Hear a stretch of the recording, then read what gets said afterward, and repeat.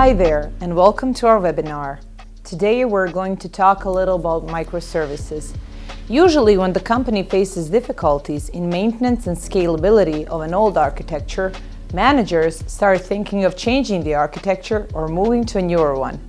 This is when microservices get under the spotlight. My name is Milas, and I'm the head of marketing at Serengeti. Together with my colleague Nebojša Pongračić, our senior software developer and also a lecturer, I will guide you through the benefits of microservices implementation and what that means for business. After the webinar, there will be a Q&A slide, and I encourage you to use it. Please beware that we will not be able to answer all of your questions immediately, but we'll do so to cover everything in a timely manner. But before we jump on the topic of microservices, let's introduce Serengeti. So what do? We are an international software development, nearshoring and consulting company. We've been ranked twice among 50 fastest growing technology companies by Deloitte. We provide our clients with purpose-built, scalable, flexible, stable teams of software engineers. We focus on minimum customer management overhead and shortest time to team full productivity. We cover the whole development lifecycle from project management, requirement specification, architecture design, development and testing to DevOps. We resolve requirements and deliveries. We manage priority changes, work through any unexpected technical issues together with our client. Our vision is to accelerate business transformation through innovative technology. So now, let's speak the language of art. Before microservices, companies had tightly coupled components and slow deploy cycles, waiting on integrated tests and teams. After the implementation, we have loosely coupled components and automated deploy without waiting on individual components. Or maybe this is a better illustration. To sum up, we're comparing the heavy one piece to component-like architecture, which is much lighter and easier to handle. Here are some fun facts. So, 68% of organizations are using or investigating microservices. So why do companies switch to microservices? According to research, 63% of enterprises are adopting microservices architectures. 92% of entities that use microservices noted an increase in the total number of instances they are running. 87% of respondents are using or considering multiple technologies for developing microservices. And 69% of respondents are using microservices for both new applications and for re-architecting the existing ones. Many global names have implemented microservices. What we notice is that these are fast-growing companies. Think of, for example, the biggest store in the world. More than 50% of worldwide shoppers turn first to Amazon in product search, according to Bloomberg. Can't even imagine the speed on which the number of shoppers have been increasing over time. Microservice allowed Amazon to move from their three-layer team structure, UI, database, and engineering teams, to small cross-functional teams that are built according to business capabilities. Small teams are each responsible for one service, building it and running it for its full lifetime. The size of teams at Amazon is determined by the two-pizza rule. 2 pizzas should be able to feed any one team. This rule was invented by Jeff Bezos. But what about smaller names? Microservices is not only for big names. It works well with smaller ones as well. Our client is an international card processing company whose business revolves around, guess what? Payments. For the NDA's sake, we'll call them John. And now I will use one illustration to show you how John works.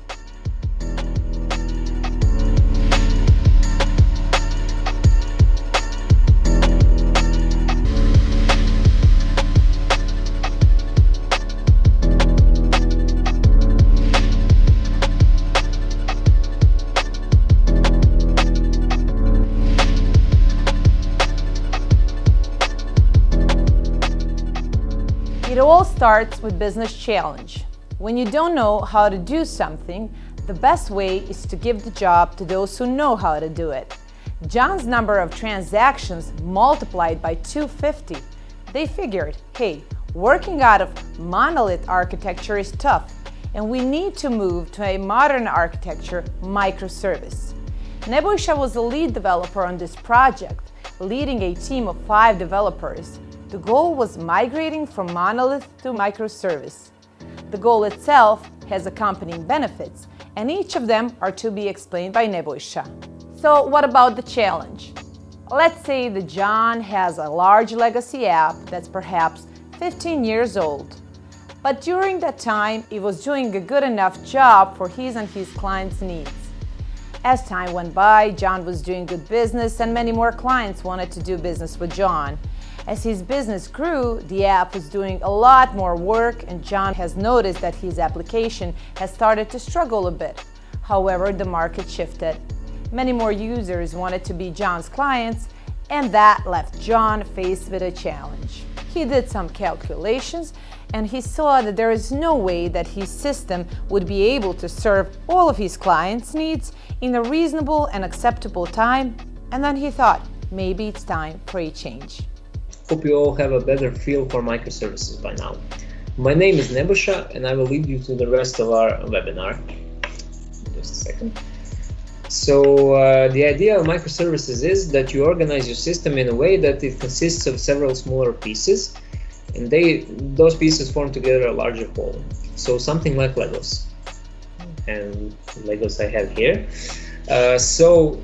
Basically we have a system, and this system is formed by several independent pieces of Legos. So if we put them back together, we have a system. So that's great. So in my presentation, I will show you not only the benefits of implementation of this architecture, but also the real-life examples of our client of ours, and we'll call him John. So what are the benefits of microservices? The first benefit I will go over is faster time to market. What does this mean? So anyway, let's go through example of John. So John has a large monolithic application. It's mostly homogeneous and it's a tightly coupled system. And there are a lot of developers working on it at the same time. And any change to the system requires a lot of testing and organizational issues and challenges to make sure that they don't break something or some other part of the system. So it's getting more and more difficult for John to respond to market changes and legal requirements. So as his application grows, it becomes more and more complicated. So how do microservices help John to get faster time to market? As I previously noted, microservices are easily comparable to Legos. You organize your system to consist of several smaller pieces, and they form together a larger whole. So yeah, as we can see here on this slide, so we have a monolith, modular monolith, and microservices. So each of these individual pieces they are independent, and then they don't know anything about other parts of the system, and frankly they don't care about the rest of the system. This is definitely not the case with monolithic architecture, and as we can see, this picture clearly depicts the difference. So yeah. What this means basically is that each of these microservices has much less stuff to do. So this in turn means that there's a lot less stuff to test. So all of this makes easier to change something in your microservice because you don't have to worry about breaking the other parts of your system. So that's really great. You can only test your own stuff. You don't need to worry about breaking something else. And what does this means? That John can deliver more features faster, more reliable, and respond to changes quickly. Improved scalability. What is this? So in order for John to respond to an increase in traffic that's being generated by his clients, John has a few options. He can vertically scale his system, that means adding more CPU or RAM, or he can horizontally scale his system. That means adding more copies of or instances of his application. Vertical scaling has its limits. You can only upgrade so much hardware. In the worst case scenario, system might be down while you're upgrading. Horizontal scaling means that you need to add more servers to run your application. So basically this means if you have 2 servers or 2 copies of your application running at the same time, one user will go to the first copy, and the other user will go to the second copy of your application. As we see on this slide here, vertical scaling means adding more resources, and horizontal scaling means adding more servers. Sometimes you can get by with vertical scaling, it makes sense, but it didn't make sense in John's case, so he went with horizontal scaling. But the issue here is that if John has a large monolithic application and that application needs a lot of resources to run, the new server also has to be powerful enough to have enough resources to run his application.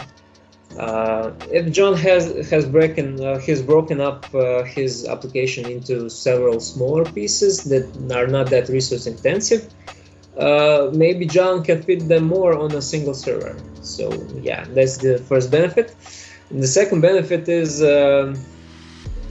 when you're talking about microservices, this goes a step further. So you don't need to do provisioning of your own servers and so on. There are a lot of tools that can do this automatically for you.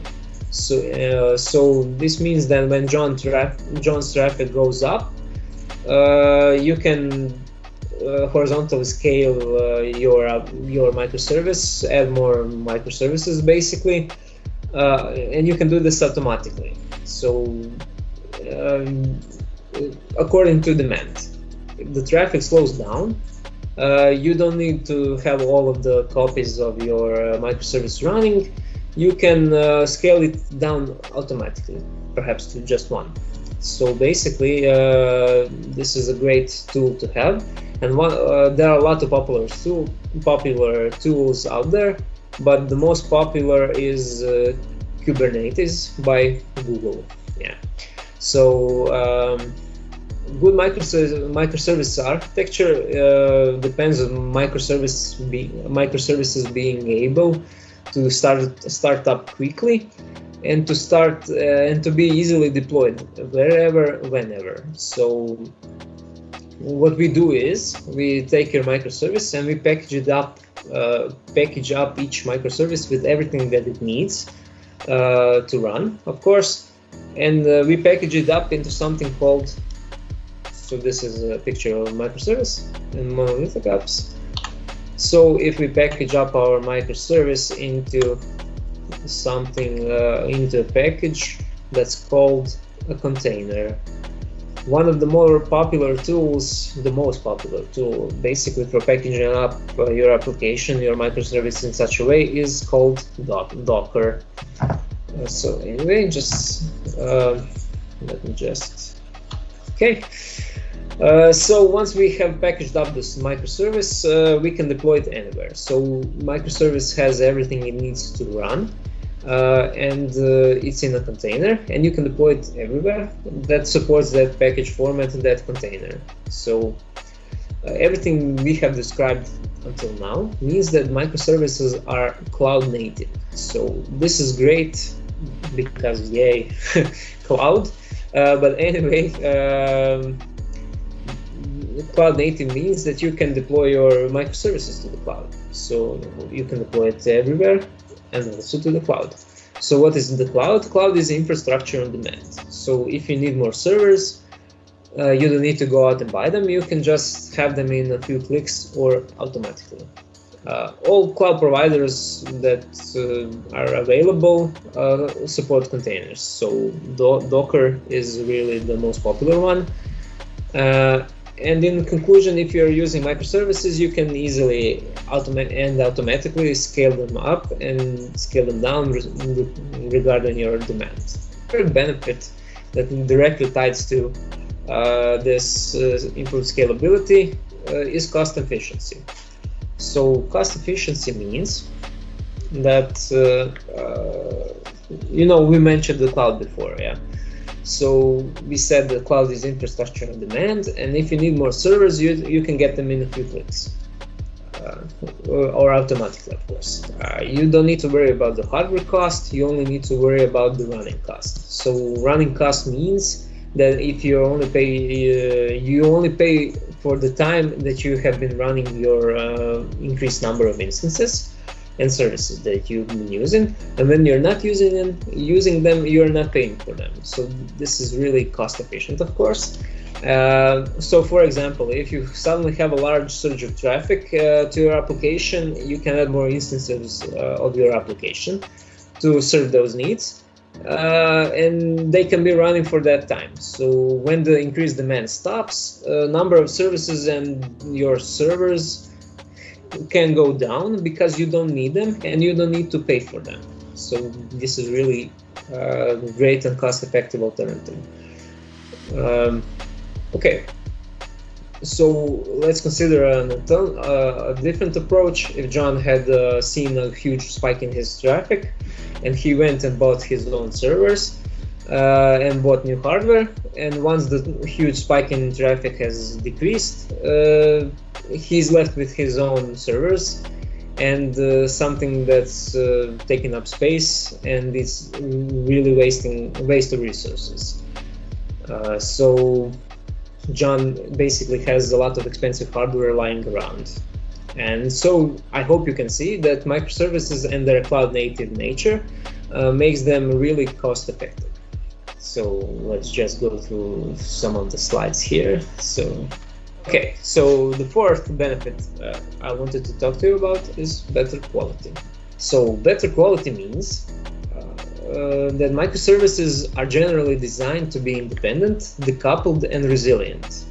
What this means is that they are resistant to failures and are able to recover from a failure. So let me just say, okay, this illustrates my example.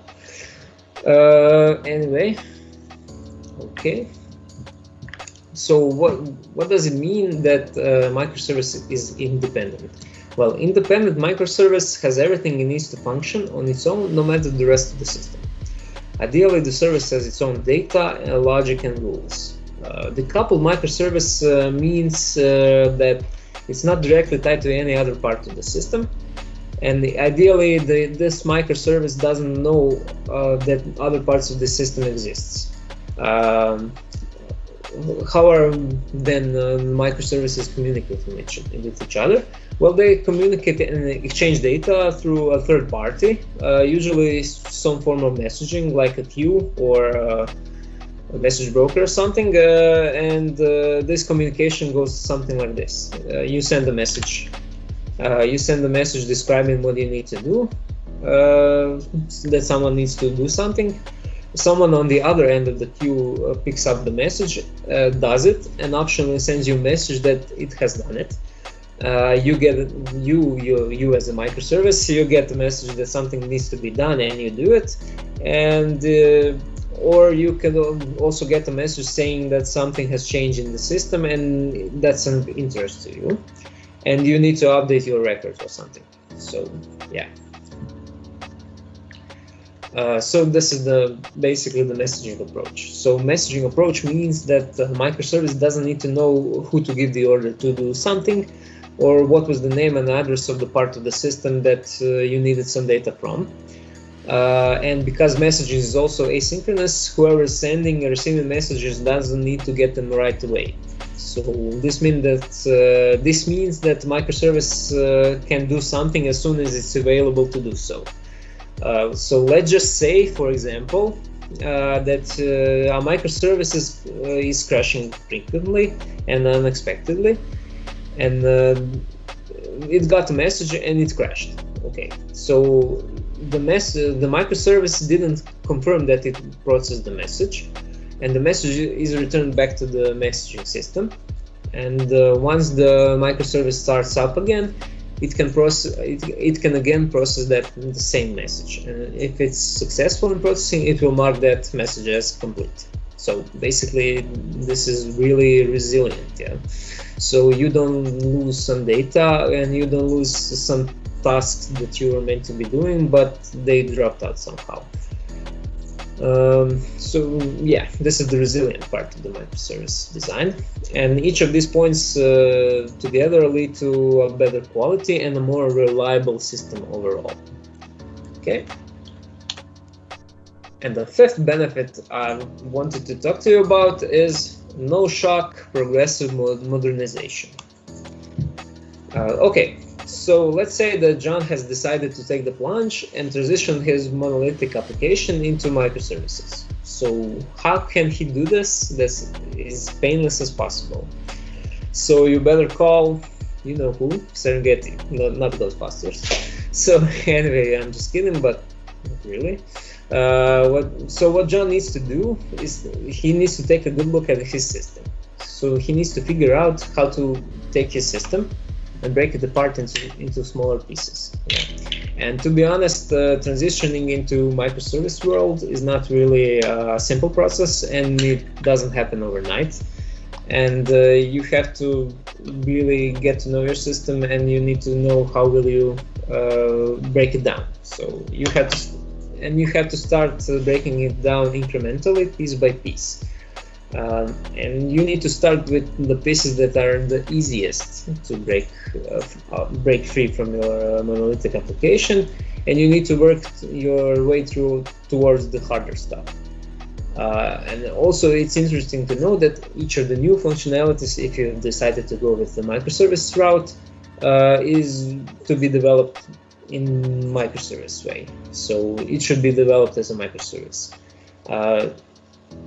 For breaking apart your existing system, let's say you don't have new functionalities, you want to break apart your old system, there are some patterns that can help you. Some of the most popular patterns are Strangler pattern and the anti-corruption layer. We'll see the illustrations of them in the next few slides.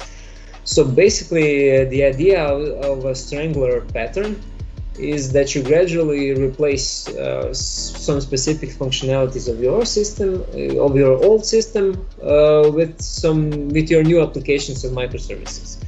And as you replace them bit by bit, the old system is no more.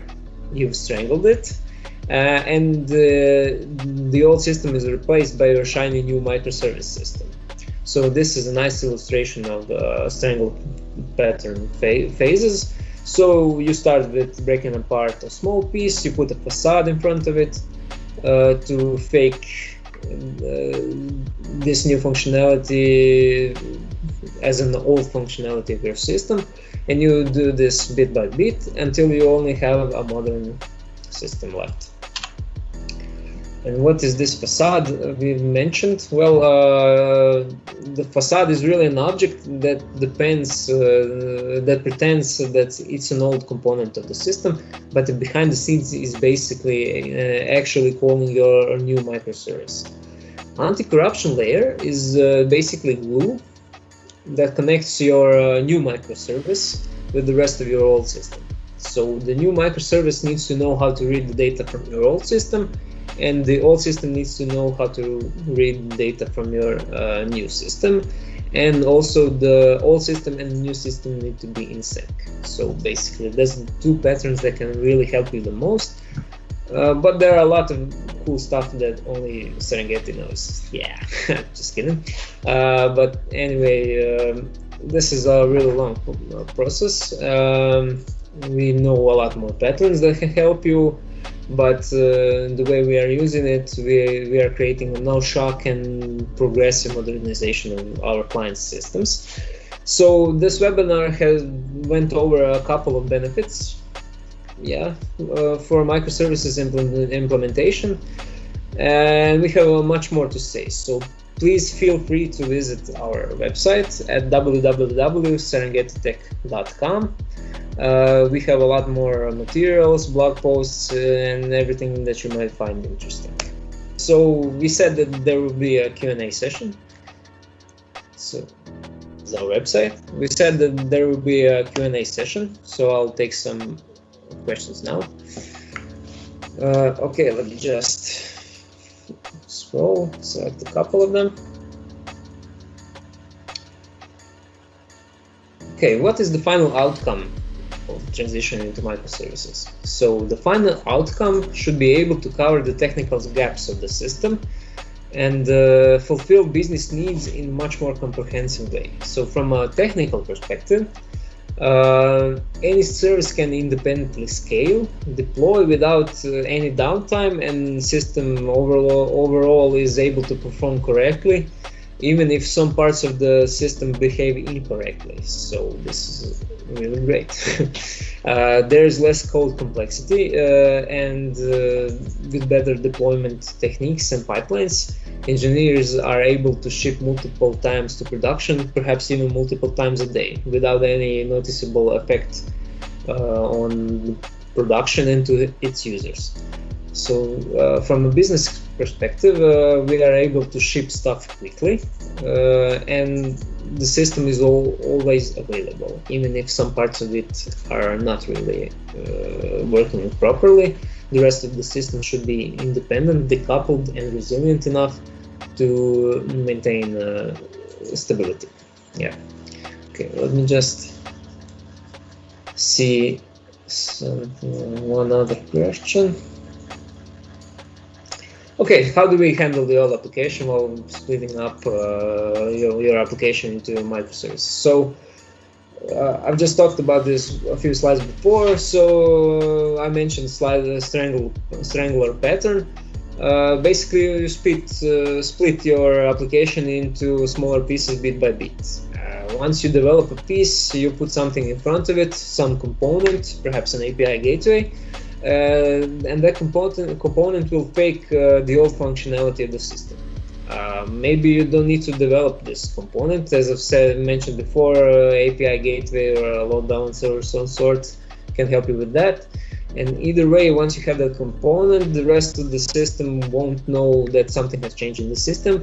And once you do this enough for enough pieces, and the old system or needs no more, or there is just enough of the old system to become a microservice itself, you can stop using those components and directly use the new system. You have a shiny new system. Okay. Let me just say. Let me just see one more question.